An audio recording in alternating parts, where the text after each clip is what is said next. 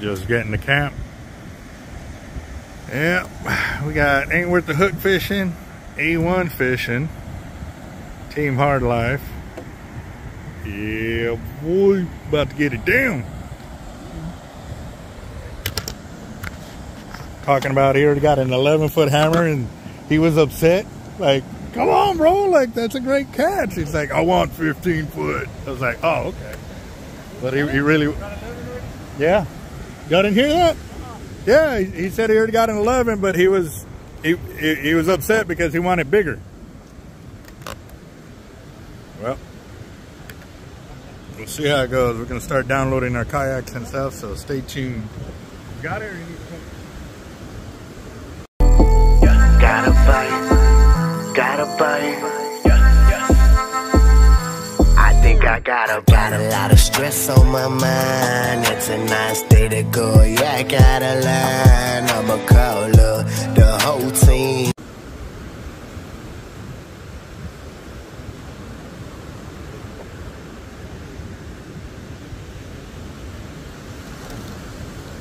Hey, what's up, guys? This is Team Hard Life Captain Alberto Zertuche.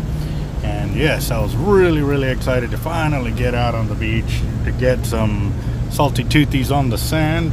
We are fishing Beachmasters 2022.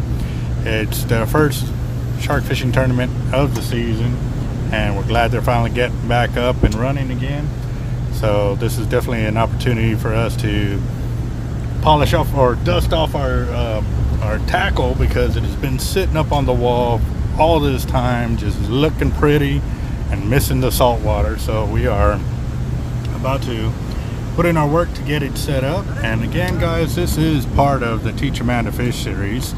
It shows you the amount of work that we put into doing what we love to do, and that's fishing. Whether it be going for alligator gar, whether it's fishing the jetties, the bays, the piers, and now on the beach, or even offshore. You know, the amount of work that gets put in before you actually make a catch.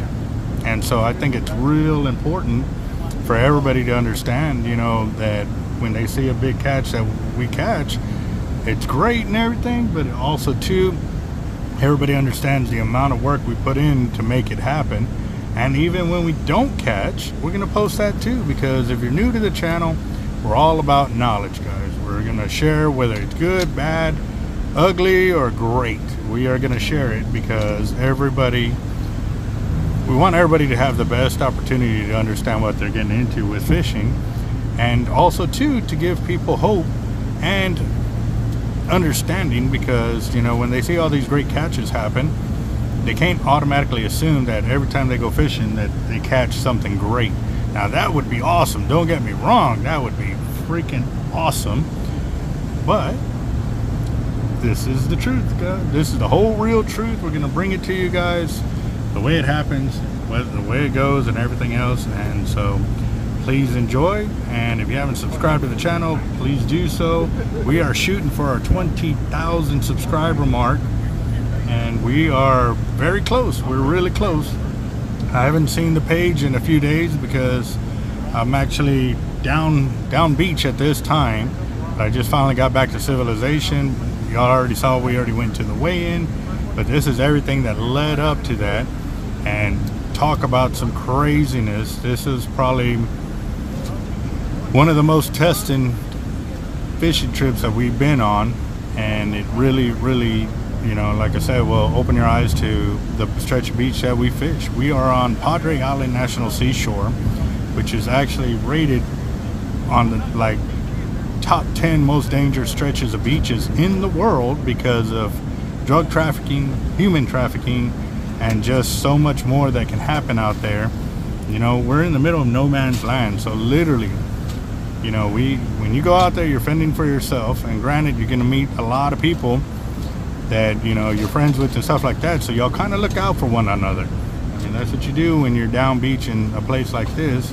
But if you don't know anybody, a lot of people are real skittish about helping others if they don't know them, because they really don't know. So for us, you know, that's on the back of our mind at all times, our safety. But at the same time too, we got to get to fishing, so let's get back to this.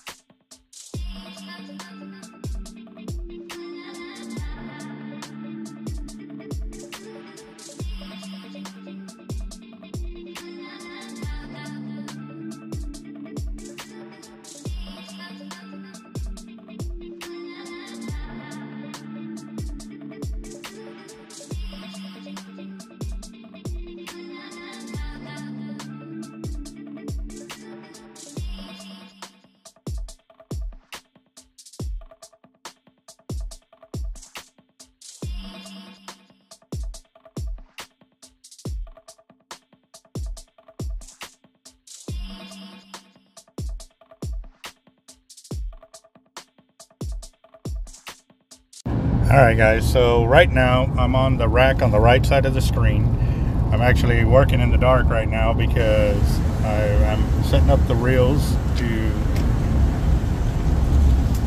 give Damon a chance to get our light situated, because this is his rack and he installed the lights and all of that himself, so he knows how to work on that. And as for me, to be helpful, I'm rigging up the rods, pulling the line off and getting it through the guides, so that way we can start setting it up, because I'm gonna run bait tonight, guys. Somehow, some way, I'm gonna get out there and get on the kayak and start running baits. And I know the guys over here are also thinking the same thing of getting the baits out and stuff like that. So we are definitely got almost putting in work of so we moon. can hit the water as quickly as possible. Okay, got bait here in a little bit. And we are It'll be dark ready for action. Got a moon, So so we let's can see how it actually goes here in a second. Now, I'll give y'all the grand tour. These are the 80s that we will be fishing with. And the T-Rex right there.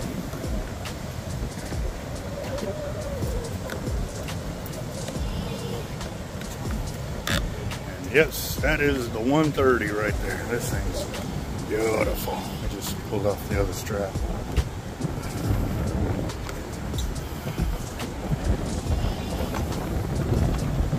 Ooh, boy.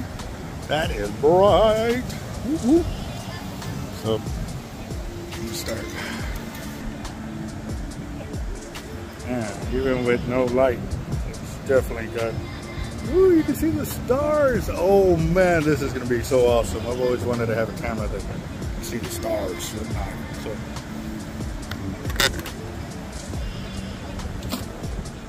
Can you throw this in the back?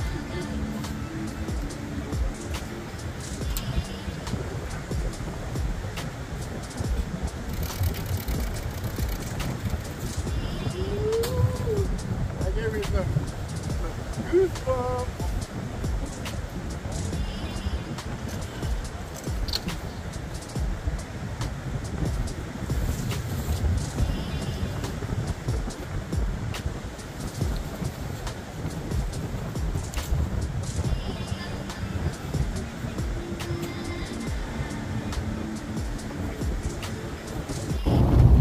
Alright, so another little deal for y'all.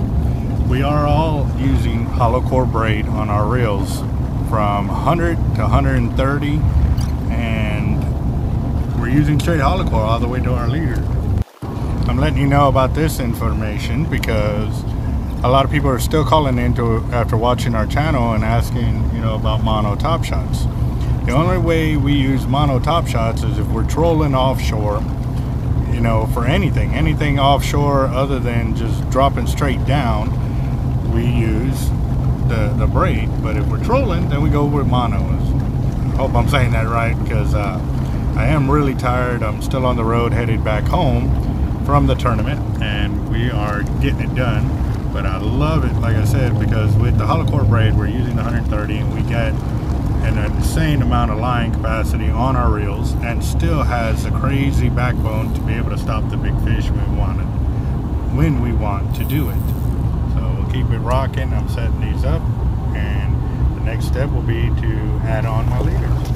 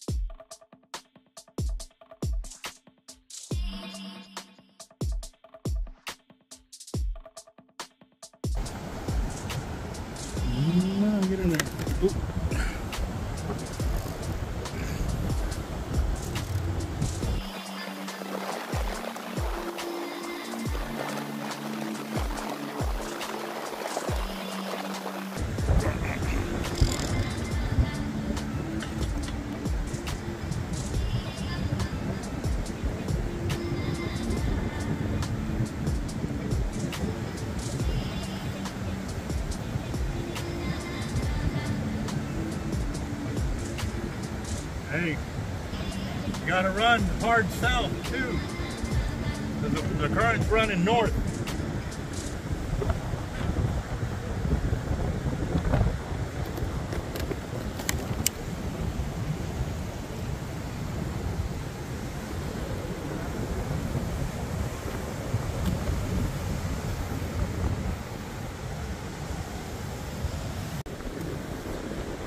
Alright guys, so I'm going to go ahead and tie on my leaders. I've got Damon set up on his 5 rods so he can tie in his leaders. I don't know which leaders he's got for that just yet. He's down there working on some electronics. He's the electronic guy. This is his shark rack here. And the lights didn't turn on for Memorial Day, so he's down there working, powering away with electronic wiring and all of that good stuff. I'm doing the heist.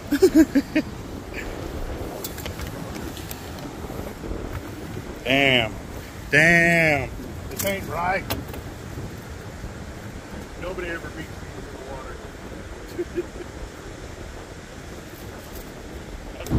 water. Normally, since me and Damon fish together, when we're setting up rod and reels, you know, we're working together to get our rod and reels lined up, you know, tied up with leaders and everything else.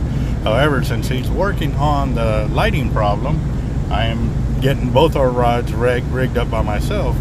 Now granted too, we are also fishing with 10. We're going to do 580s a piece, or I got 480s in my 130 and he's got his 580s.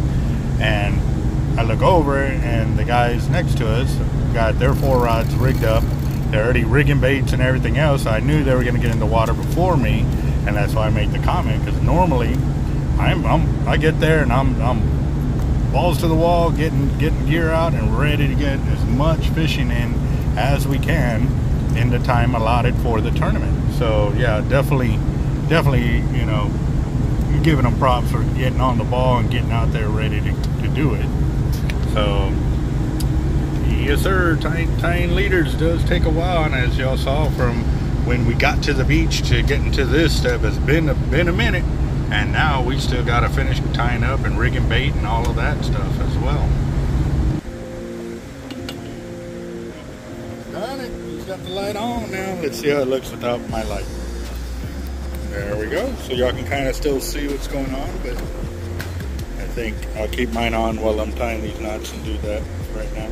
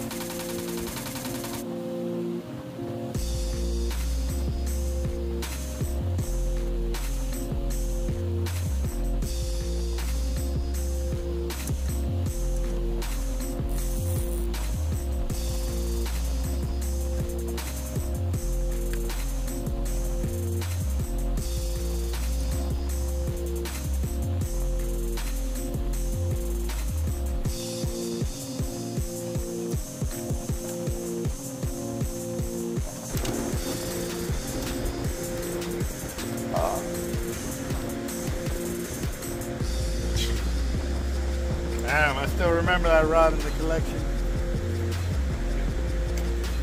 You hear me? That golden black rod, I reached for it, I was like, wait a minute, that ain't mine no more. Dude, I tore up some fish with that rod, man. That's probably one of the best fucking built rods that I've ever had done for me, you know? I like it because the grip on it is so long up on top. I've been trying to get one built like that, and nobody has the foam for it.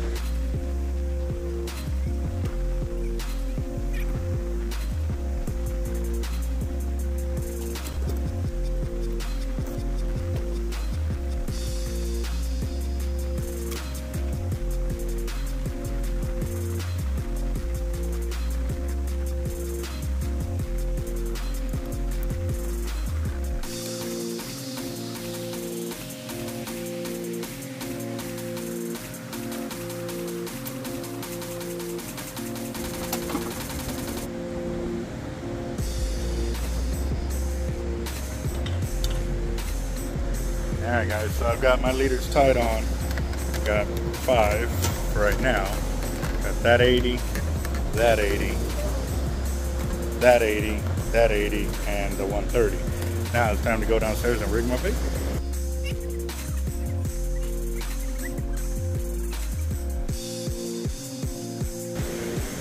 No, not yet. Oh yeah, there's one. Yeah.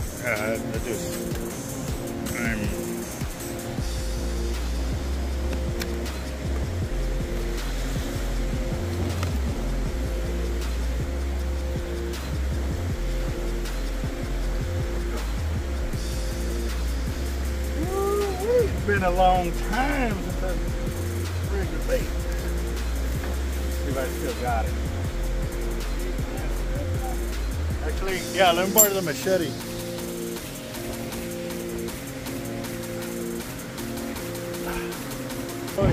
Alright guys, so as I'm rigging my shark baits here, I think back of a story of a gentleman who was thinking about getting into shark fishing.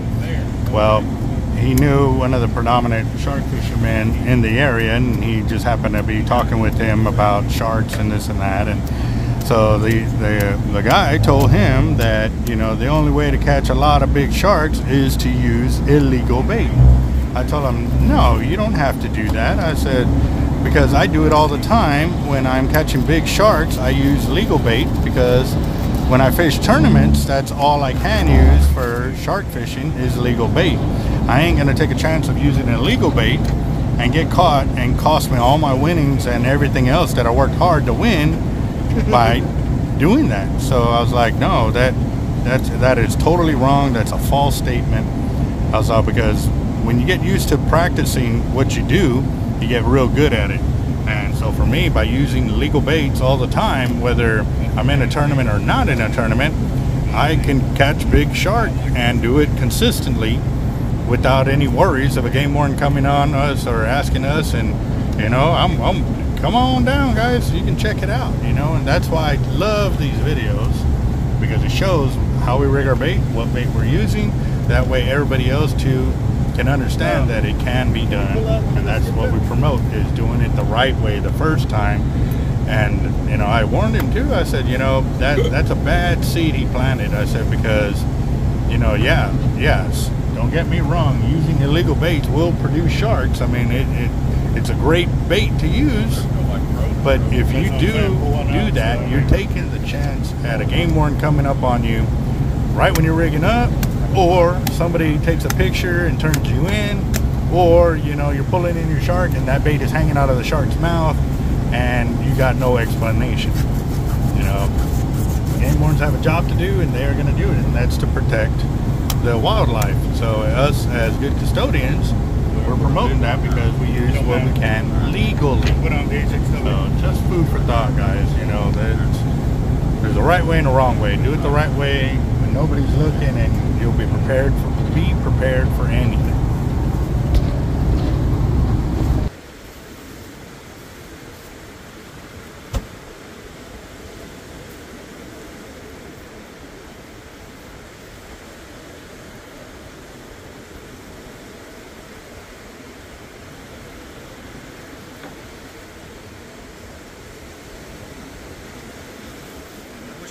So we can dig up together. That's what I was thinking that we do. We ain't gonna take long. I'm gonna put 3. That's crazy. What? It's 3 baits, bro. You gotta have him going, dude. I'm not even gonna. Don't even get me started on that, okay? No, not 3 baits, but It's okay. It's okay. I now start to feel bad because I remember that tournament, biggest and baddest, the first one, when it was us 3 and White Corey. Yeah. And White Corey sat there and rigged circle hooks just like that. And I was like, that's not happening. You're not doing that at my camp. I straight up told him, I was like, no, you're not doing that. You're putting Jays. Here, I'll give you some 14s. Yeah. Like, you're not rigging circles. And then here we are. Now, the only difference is I don't rig them like that. I rig them super shallow under the skin. Then the cable rips out of the skin. Yes, you lose the bait, but you ain't losing the fish. I remember we were doing that shit, the exact same shit, exact identical. There's But a count no, of those, though. there's count of. Yeah. Yeah, it was. Yeah. He rigged them the way you're supposed to with Jays, but he used circles, and I was like, bro, what are you doing? Now, I wouldn't do it on a cow nose. Their skin's tougher. You can do it on these because you can get right up. Huh? Mono? What kind? 50 pound, 100 pound. Not, I got a braid in there that I can throw in there. Oh no, I got mono, bro. I need maybe a 2-foot piece. How much Ooh, the titanium. We were just talking about that too. That's one of 3 spools that I have. Yeah, I remember when you got all of them. Suffix? Yep. Worth its weight in gold. That's probably the best 50-pound line you'll ever put your hands on. Tiny? Yeah. Alright, this is what's on my MXLs. It's all we used to fish on them fucking wide fours, man. And it was Stupid amount of line. 450 yards. Yeah. You know the best part about it? One day, when I was staying at Mom's after Caitlin got pregnant, her parents sucked her back like a vacuum cleaner. I was at Mom's and I re-spooled all of my wide fours. I took all the mono off onto an 80, and I put 300 yards of braid on there and put all the mono right back on top of it. It took us like 3 hours with so much tension and just like, I put it as tight as you can possibly imagine. I got 750 yards of line on a wide four, all 50 pounds. I'd like to know where my other one disappeared to, because I only had the 2. I've got one, it's still sitting on my back porch on the table.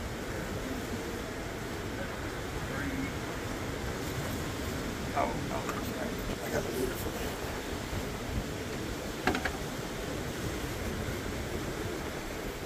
You get a bait outside, didn't you?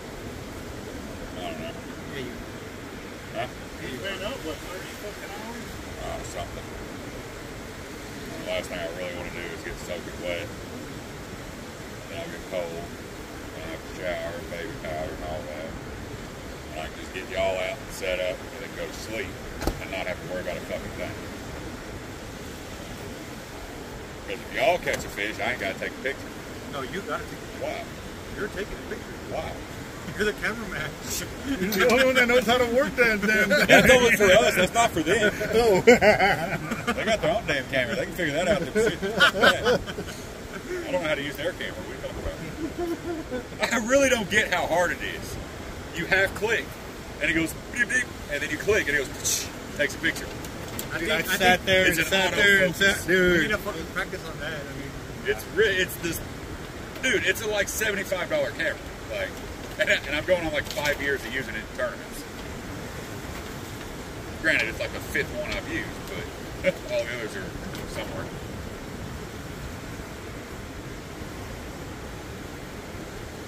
You're running a skipjack on it. Yeah.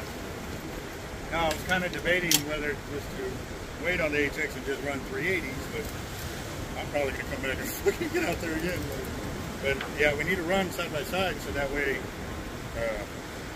I can push you hard enough south so that way you can drop yours and then slow on your truck and we got a guideline from there.